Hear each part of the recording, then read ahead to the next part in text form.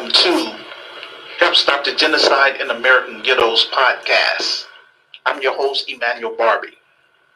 I would like to encourage everyone on my Facebook friends list, everyone in my social groups, and all of my listeners worldwide. Please do me a favor. Hit that like button and share this video podcast with your friends, ladies and gentlemen. Make sure that you are subscribed to my YouTube page. It's free. Help make this video podcast go viral by posting this link on your Facebook page, your Instagram page, your X page, formerly known as Twitter, your TikTok page, and or on your LinkedIn page. This video podcast is available in three forms: audio, video, and as text in order for us to reach our audience. We have upgraded our platform by moving from an audio podcast to a video podcast using StreamYard technology. We want to interact with our audience in real time through the chat rooms during our live podcasts.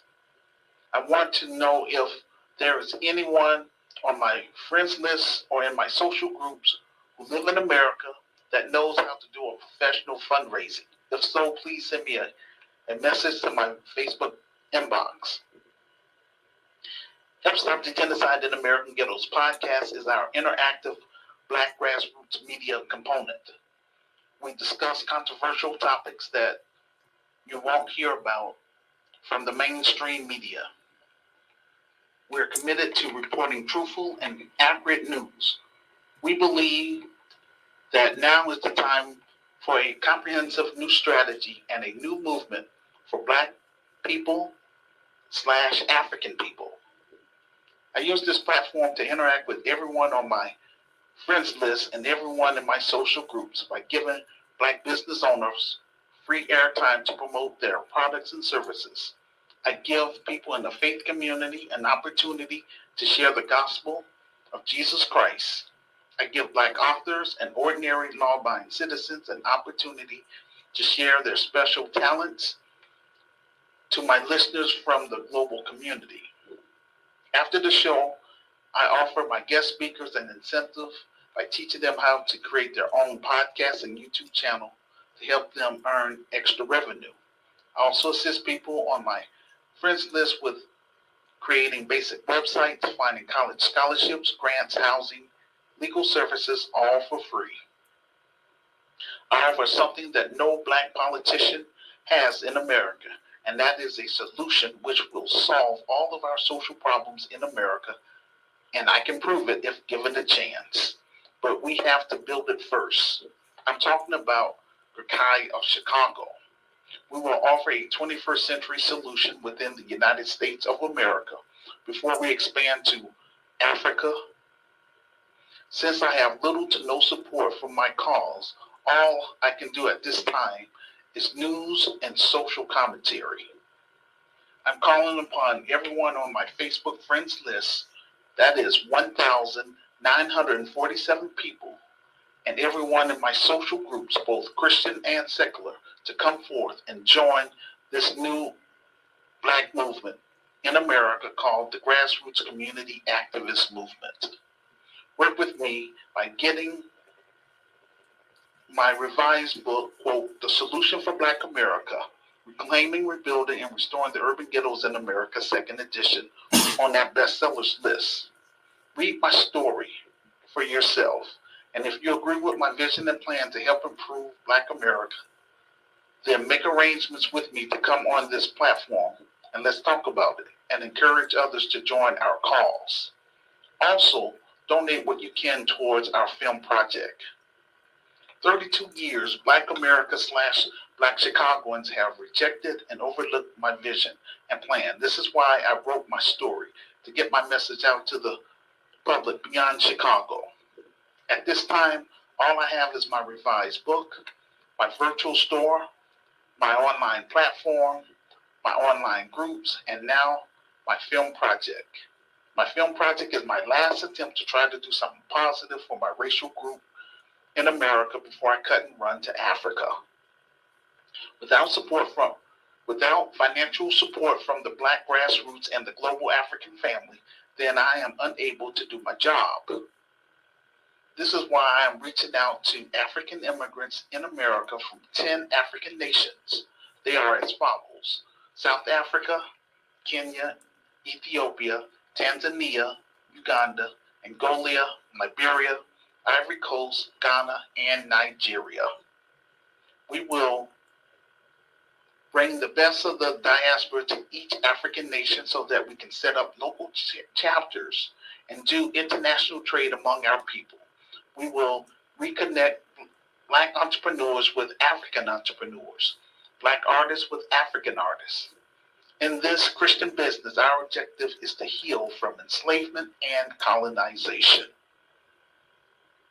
So far, only one person on my Facebook friends list have donated towards our film project. On our PayPal page, Minister Angelina Sunday. Shout out to that sister. Family, we gotta support this film project.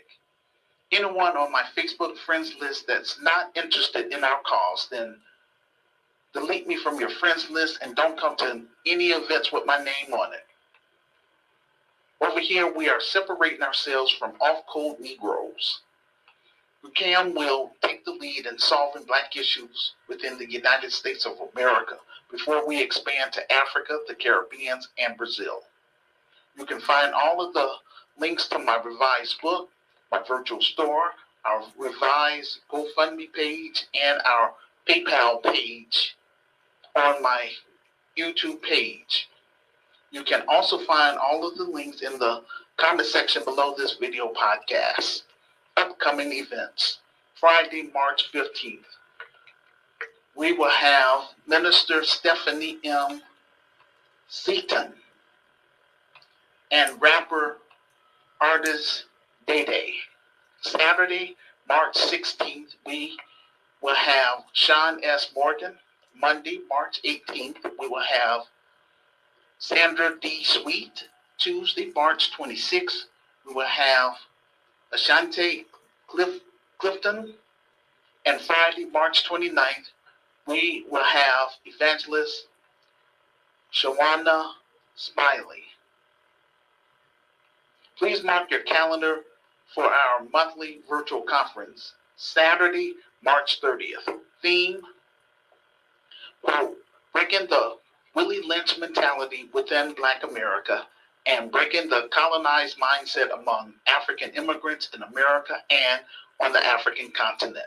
Where? Facebook Live /StreamYard. Time: 2 p.m. to 3 p.m. American Central Time. 3 p.m. Canadian Time, 8 p.m. West African Time, 9 p.m. South African Time, 10 p.m. East African Time, and 8 p.m. UK Time. Instructions on how to participate on the show. First, watch my video podcast. This is called Side A. After I finish my presentation, then I will open up the phone lines through Facebook Live. This is called Side B. Just click on the link in the chat room. The title of this presentation: Elders Score Black Chicagoans for Constantly Voting for Democrats. Ratchet Behavior in Black America, Degenerates Hijacking Black Culture, and the Need for Reparations. Our first topic: Elder Scores Black Chicagoans for Constantly Voting for Democrats. We've all heard about what's happening in my city of Chicago with the migrants crisis and Black Chicagoans who are affected by the endless flow of illegal immigrants into Black neighborhoods and giving them resources which were supposed to go to Black residents. Now Black Chicagoans are threatening to flip Chicago red, meaning voting for the Republicans. I would like for you all to listen to this video clip from TikTok.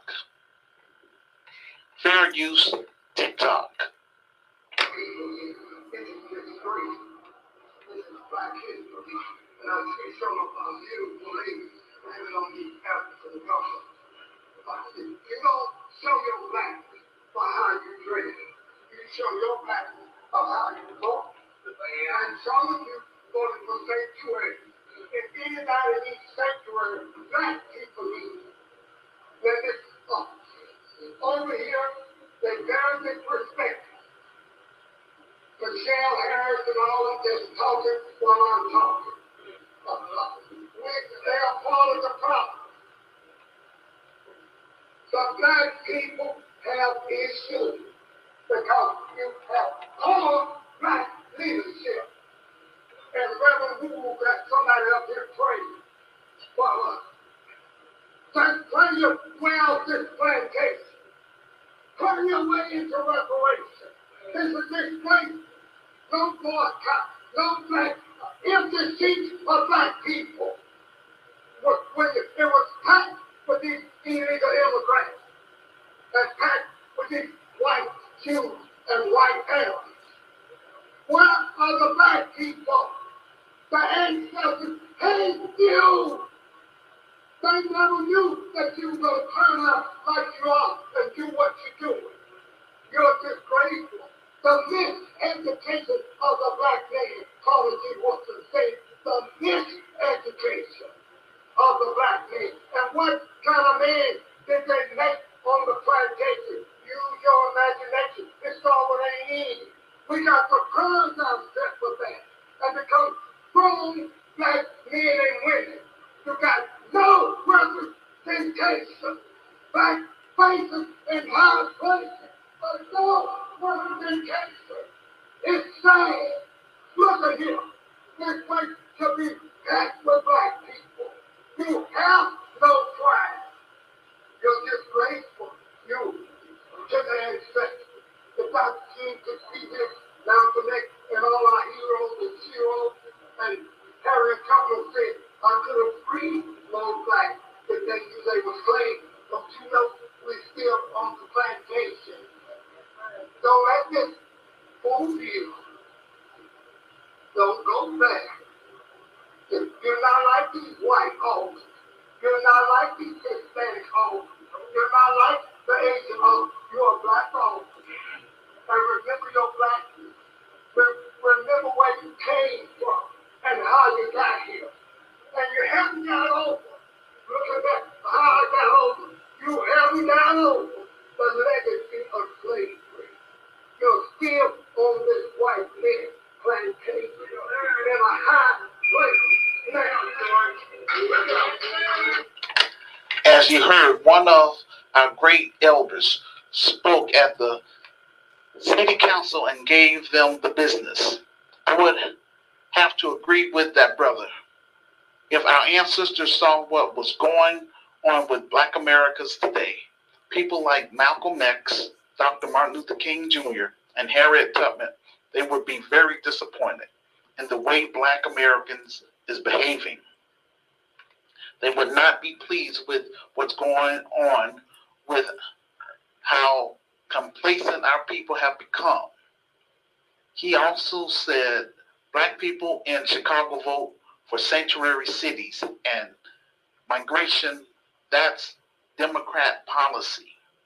When it comes to voting, Black people haven't moved the ball in 60 years. Our ancestors wanted us to get tangibles. You see all of these other groups in the city council meetings, but us. We're always trying to put out the fire for everybody else, but when our place is on fire, nobody is running to aid us in putting out our fire. Subconsciously, we're always ready to help everybody else or vote Democrat. You're helping all these other groups obtain economic tangibles. If you don't believe me, then just look around and look at all these other groups, including the migrants. For example, the Black vote helped fund the Ukraine war, the war in the Middle East, and everybody else except Black voters. Tell me, What do you think about this audio clip? And for more commentary, please subscribe to my YouTube page and leave a public comment about the topic in the comment section. Most of all, please share this video podcast with all your friends. This will help get the ball rolling. Black Americans stand up for our rights because our grandparents fought and died for those rights during the civil rights era. Illegal immigrants don't fight for their rights because they don't belong on soil. We can complain all day long why Latinos won't hire us or how much discrimination we go through when we work for the man. That's not what I'm on. Notice, none of these other groups are stopping for lineage-based cash payment reparations for descendants of American slaves. Every other group is gonna look out for their own. We haven't learned anything about our history. For example, the Asian community is looking out for Asian people. The Latino community is looking out for the Latino people. The Arab community is looking out for the Arab people. The East Indian community is looking out for the East Indian people, etc. The first law of survival is self-preservation. They come over here and start talking about what we shouldn't get and saying things like we weren't slaves yet, but the descendants of American slaves and that generational wealth continues to be passed down to the descendants of slave owners. The United States of America, the government, is on the hook for slavery because all of the so-called founding fathers had owned slaves, private corporations, the banking systems, institutions. For example, insurance companies like Lloyd of London. Hell, the whole economy was based off of slave labor, which was the foundation of the United States of America. These industries were born out of the subjugation of our ancestors.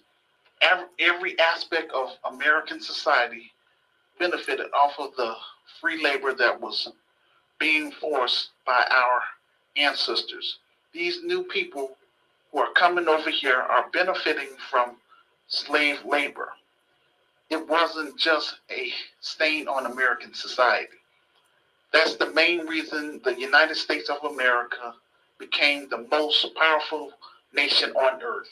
The white supremacist financial elites had all of this free labor. That's why all of the wealth multiplied, and that's why the United States of America was able to offer the Homestead Act for Europeans to flee from their homeland and come over here and live the so-called American dream. So we're not going to play that game about we didn't own slaves. It doesn't matter. You are benefiting from it. We're not going to let these other groups talk us down with these same talking points. We're not doing that. We're standing on business, 10 toes down, and we're gonna continue stumping for reparations and an anti-black hate crime bill. That's long overdue. Respect Black American culture. I'm very thankful for my ancestors for surviving slavery. Family, we gotta gatekeep our history and our culture. As long as we live in America, the white supremacist financial elites will always try to sabotage our community and our culture. I'm here to educate GRCAM members about this new movement in Black America. It's economic, it's spiritual, and it's social. GRCAM Chicago will be more than just a new business endeavor. It's going to be a new system, but we have to build it. It's going to take Black Americans and African immigrants in America for us to build it together so that we can expand it to Africa, the Caribbean, and Brazil. This is why I am having so much pushback from off-code Negroes, because Over here, we will separate ourselves from con artists, degenerates, hardened criminals, off-code Negroes, pedophiles, and urban terrorists. GRCAM will be membership-based. For those who are not non-members, we will pray for them, show them tough love, and keep it moving. There will be no corruption within GRCAM Chicago. We will have protocol in place in case con artists slip through the cracks. In order to become an official GRCAM member, local residents must attend our mandatory orientation, sign our community pledge, pass our criminal background check, and submit their thumbprint in our database.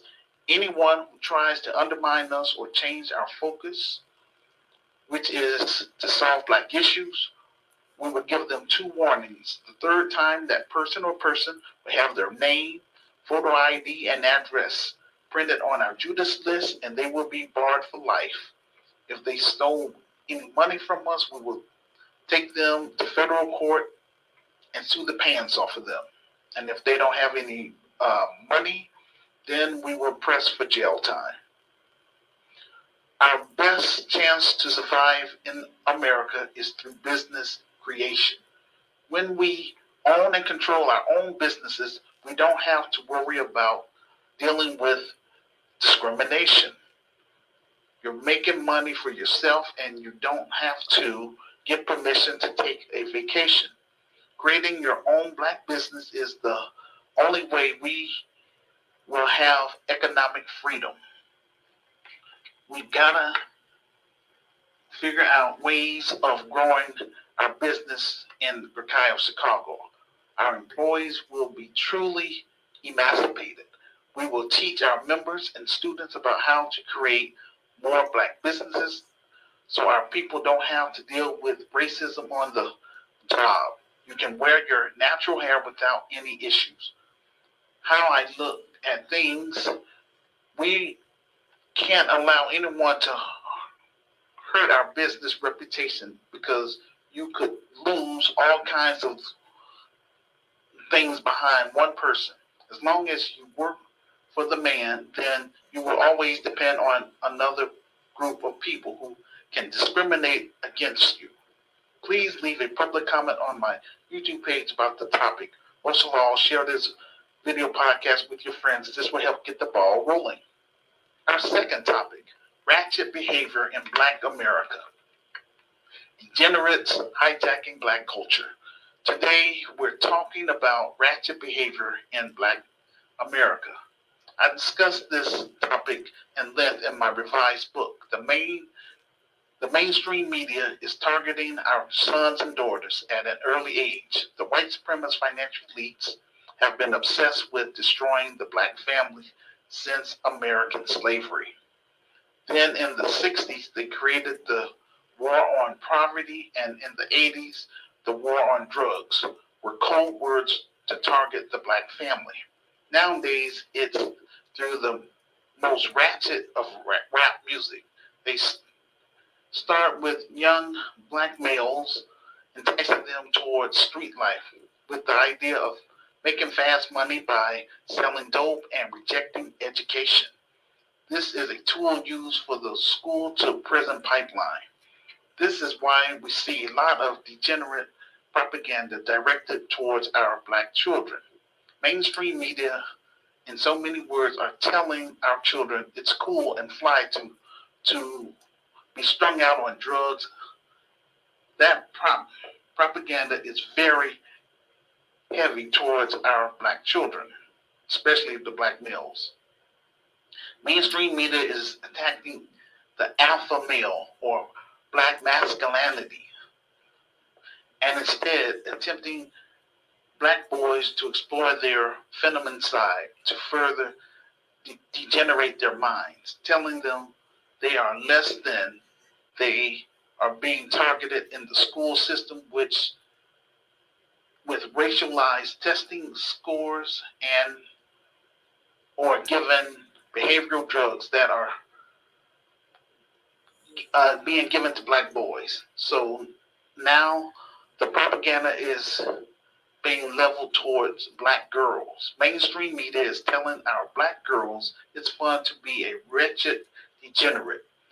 They're flooding the zone with a bunch of ratchet female rappers like Cardi B, Sexy Red, and Sukihana, who brags about how many dudes they sleep around with because they want them as ratchet as possible. Their goal is to flood the minds of young girls with that image. They interview they interview these women about their sex life and who they got pregnant by, um, putting big money behind this. It's telling black girls in so many words that they don't need ambition or obtain any life goals. All they need to do is smoke weed and sleep around. That's done by design. They're trying to program them young. Over here, we want to promote something constructive to our black children, like black economic empowerment. You should not promote street life to children. Allow kids to be kids. In America and the Western world, they want to promote a Jezebel image, which is the image the dominant society always had about black women. During American slavery, the slave owners justified taking sexual advantage of sisters on those plantations by saying black women were immorally loose so they could sexually violate them. This is where the term bed wench derived from during antebellum slavery. I am so proud of African leaders rejecting American uh, who imposed the LGBT agenda on them. That's why it's very important that we get this film project fully funded and made so that we can start promoting constructive images and telling positive stories from the black perspective to help elevate our people worldwide. There are so many fundamental black women and black men. I want black boys and black girls to see that we are building the Grassroots Community Activist Institute of Chicago for them and a safe place where they can call their own and where they belong. I ran across a TikTok video about Vice President Kamala Harris. She had a house party playing Sexy Red. I won't play it, but you are more than welcome to watch it. Just go to my Medium page and select the exact title of this presentation, then click on it and scroll down to show and prove. They want to promote this so-called black female vice president. You have a bunch of young black women at her house. Notice she would never invite a bunch of Asians or East Indians to the White House playing derogatory images of music about East Indian culture. They want to keep us low-hanging fruit, which with the Democrats. Political slogans like get your booty to the polls. If you can keep us around low-hanging fruit, we won't demand economic tangibles for our vote. Forget about all this twerking. What about giving us that anti-black hate crime bill along with our overdue reparations? We're not going to ask questions if we're high. Then you are unable to be politically on point. The black women who are not ratchet and who carry themselves a certain way, they reject those who, and they are attacked by the white supremacist financial elites. Notice the dominant society does not call out the ratchetness or degenerates because they are reinforcing those negative stereotypes about black Americans. GRCAM members have to take the lead in checking these negative images and behavior in our culture and in our homes. That's why it's important for us to understand our history and value the sacrifice our ancestors made for us, ladies and gentlemen. It's important for us to understand our history so that we don't make the same mistakes again. We have to counter those negative stereotypes about Black Americans and create constructive Black empowerment films. That's what I'm trying to do over here. The white supremacist financial elites love promoting bedwenching because they know a bedwench, for the most part, will not empower the African American community. Barack Obama is not from our lineage, descendants of American slaves. We have to start taking pride again about our culture. We have a phenomenal culture out here, ladies and gentlemen. Don't let nobody denigrate our culture. When the white supremacist financial elites try to degenerate our culture, then other groups will also try to do the same thing. I watched a video clip from MSNBC about some dude talking about reparations. Fair use, MSNBC. Take now on an idea that has divided some Americans, reparations. It has been over 150 years since the end of slavery, but inequality still persists among the Black community. According to my next guest, it would take more than a check to repair the systemic damage that has been done.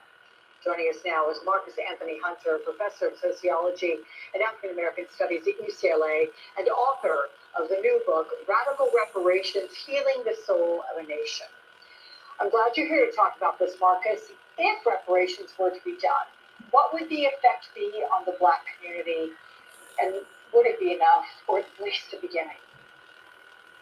It's important that we understand that whenever we're hearing reparations, we're thinking bigger than just a check or just money. For example, one of the first things that happened during slavery is that a bit of iron was placed into kidnapped people's mouths, which means that it steals their smile. And so the question becomes, is there a reparations that is monetary that can address the loss of something like a smile? And the answer is no. And so instead, what we need to be thinking about are what I call 7 forms of reparations for the piles and piles of debt. Political reparations, intellectual reparations, legal reparations, economic reparations, spatial, social, and spiritual reparations. And all of those together comprise what I call radical reparations, which really plants the seeds of an infrastructure of equity, which is beneficial to not only Black Americans or African Americans, but also to everyone who is poor, working class, middle class in this country. Marcus, how do you harness all 7 of those and begin to move forward on that? Where do you begin? So you begin in some ways with the social, because at the beginning of the day, any experience you have in a nation is a social contract. And so we have to start thinking about ways that we can create public awareness campaigns. And in fact, some of that has been already going forward. Shout out to the 1619 Project, which has led to what we've seen as book banning, which means that we're not at liberty to share the history and the truth of what made the United States a country, which is land dispossession and enslaving Black Africans. Can I ask you how open America seems to be today to the idea of reparations? Because as you're saying, it's not just about a check. People who are opposed to being able to look at the amount of money that might be owed based on what was taken, there's a hard calculus on that, but there is so much more that can be done. Where does America stand on this emotionally, do you think? I think, I'm an optimist, and I think that we are at a better time than we've ever been. In fact, I appreciate you and your whole team for having a conversation on the airways about reparations. Once upon a time, not long ago, it was very hard to even discuss it, even amongst Black people. So the fact that we see states like California and New York, cities like Evanston and Asheville, North Carolina, and so many other places in between, doing this work of at least talking about it, studying it, means that we are in a very, very good place to see it perhaps in our lifetimes, which is amazing. Yeah, and I'm glad you called out California. I've actually closely followed what's happened in Manhattan Beach, particularly. That family that has been given a bunch of money and some property, which they can turn around and sell and make the money they want to. But it was money and property that was stolen from them over 100 years ago. It is extraordinary that Manhattan Beach has taken that. A relatively small community in California has taken that step.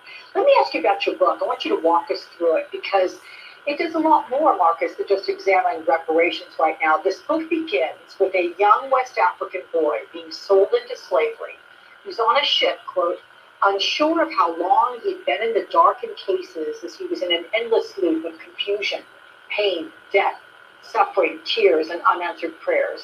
Powerful prose there. Thank you so much.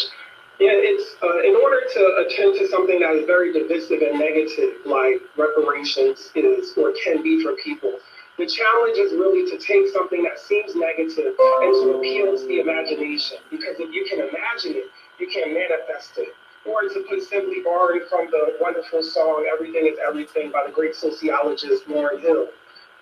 See this mixture where sociology meets scripture develop negative into positive pictures. So the idea is to take three parables, pull them together and illustrate the 7 forms of radical repair and have us come to the present where we can all see that we can imagine these forms of repair and we're not being told what they look like and sound like. We can meet our individual community needs and also call on the Biden-Harris administration or whomever is president to do the work that has been long in the making. Because there's been over 83 million minutes that Black people have been waiting on healing and repair. It's important that we understand the code words being used. Whenever someone is discussing reparation, saying such things as it's bigger than a check, these other groups who come over here can't speak for us because they are not part of our lineage. These persons is talking about our spouse got stolen. He's off cold.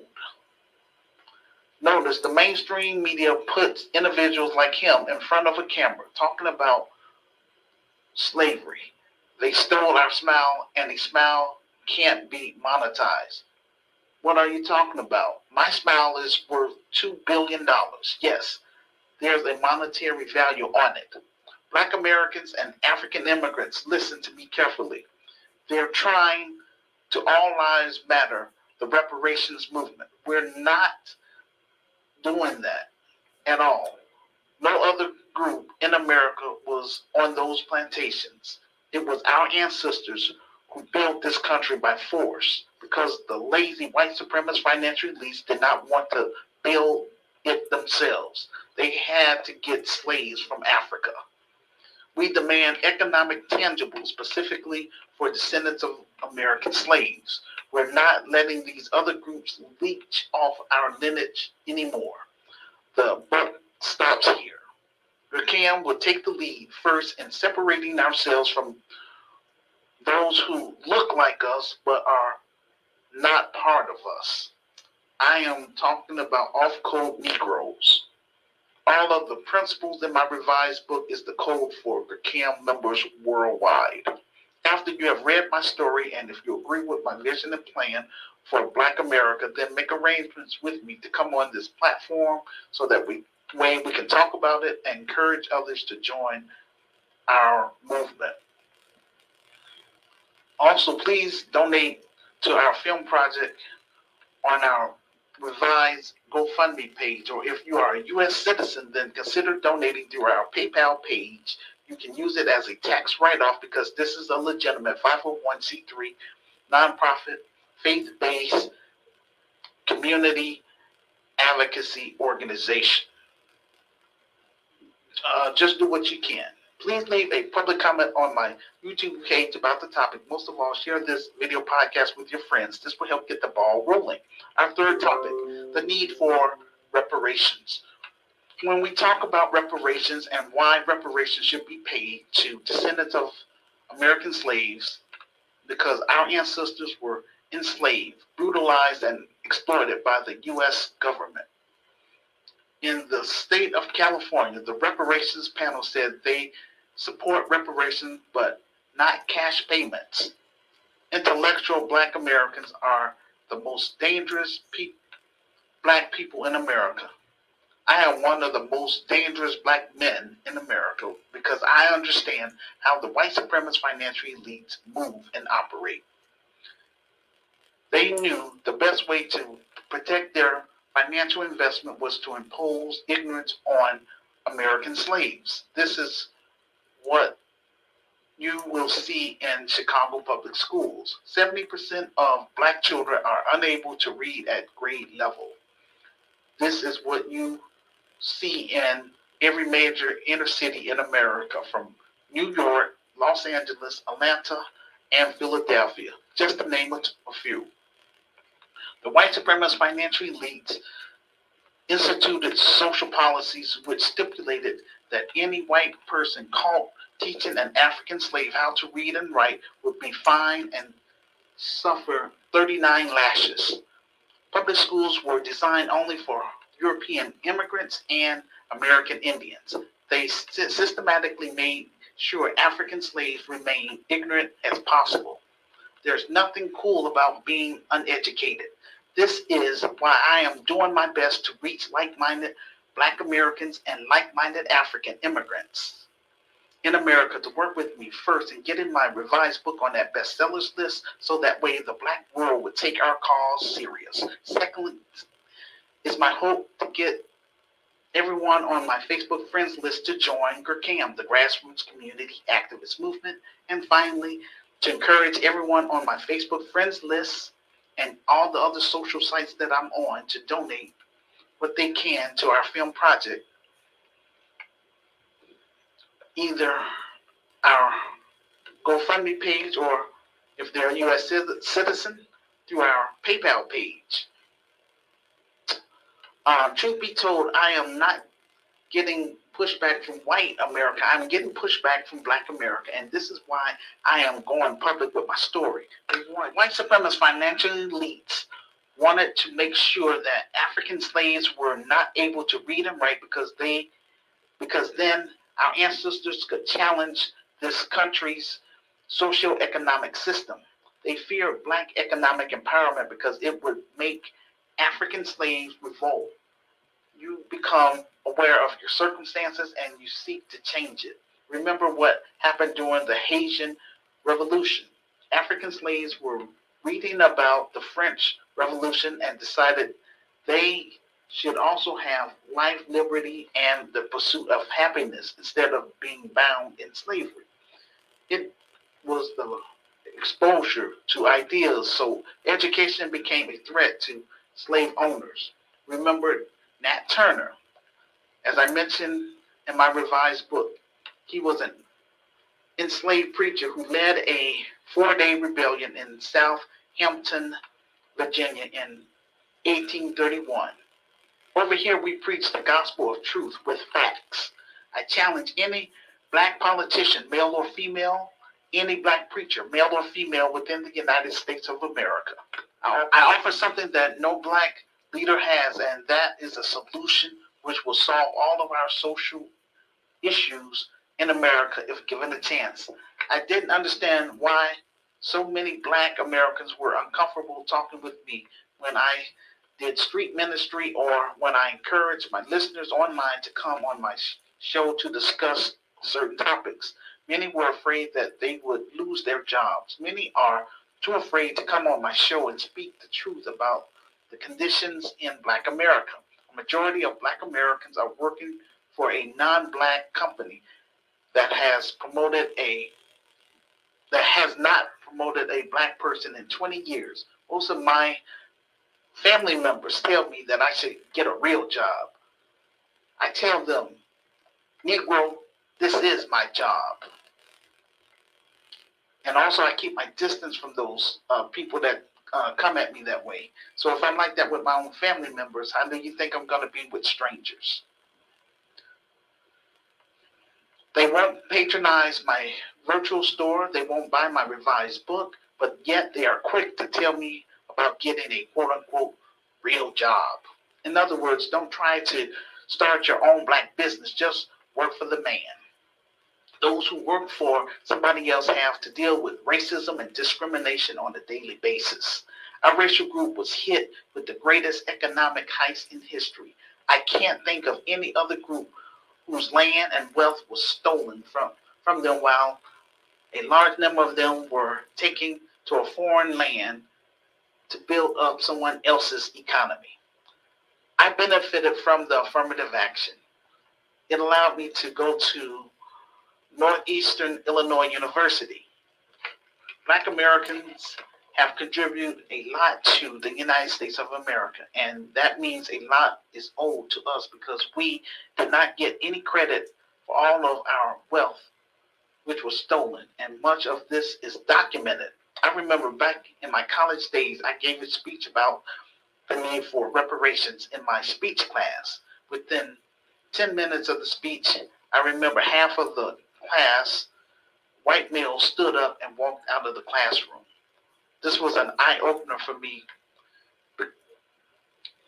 because a lot of times we believe that if we show up and tell the truth, everything is going to work out. And majority of Black Americans don't understand how systematic embedded the misinformation is and how hard the white supremacist financial elite have worked to cover up this massive crime committed against our people. Do you know how many Black children grow up on Black Wall Street in Tulsa, Oklahoma, who have no idea about the massacre that took place?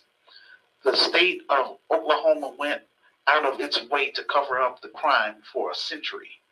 Black Americans had to use oral history to pass down that information to the next generation.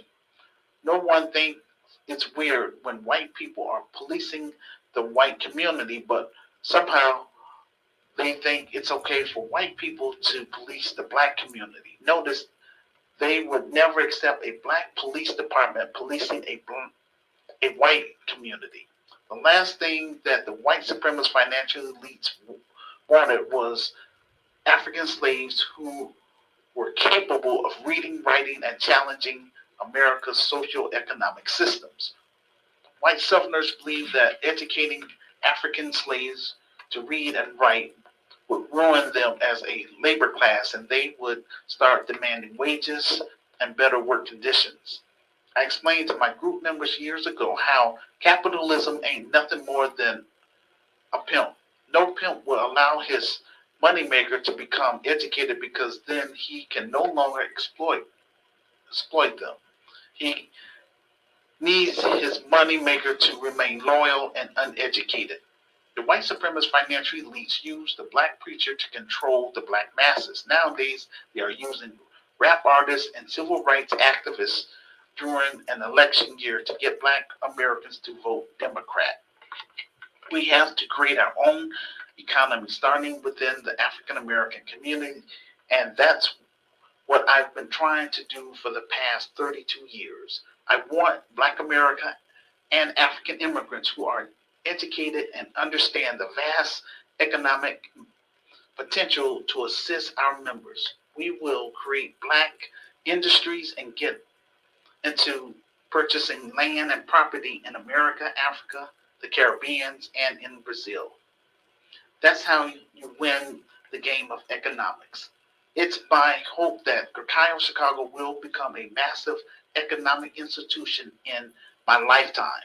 We will take the lead and the responsibility of educating our members and our Black youth. The white supremacist financial elite's goal is to make sure that our Black youth are non-competitive. That's why they are allowing all of these migrants to flood the gate, while a majority of Black Americans continue to hold on to this Willie Lynch mentality. As I mentioned in my revised book, after the Civil Rights era, white Americans decided to leave the cities and relocate their businesses and schools to all white suburbs. The educational conditions for many inner city youth across the United States of America is bad. We are losing our children to the streets, and they are getting caught up with the school to prison pipeline. The failure of responsible Black people to educate Black children is real. If you are not educated in America and have a skill set, then your chances of becoming criminalized is high for Black youth in America. A lot of problems came from the failure of Black leadership to educate our Black children. White supremacist financial elites have a 400-year documented history of making sure that our Black children are not educated because they are a threat. If you're going to have these intelligent Black leaders in our community, then it's up to us to build Kyle Chicago. If we don't build it, it won't get built. This is why I want to build it first here in America for credibility before we expand to the African continent. There's no better time than now. There's no better opportunity to learn more about GRCAM. Educate yourself and purchase my revised book and read my story for yourself. You have access to me online. I host these webinars because I care about Black people and African people. I invested 32 years of my life trying to move GRCAM from behind the computer into the African American community and the African immigrant community, starting in Chicago. As president and founder of the grassroots community activist movement, with the power invested in me, I deputize all of you who have purchased my revised book or who will purchase my revised book. You can also download it to your smartphone because it's available as an ebook. Help me get it on the bestsellers list and make arrangements with me to come on this platform so we can talk about it. I can't blame a criminal for being a criminal. That's what they chose to become. But I have to take responsibility. I do not associate myself with con artists nor hardened criminals. Not saying I'm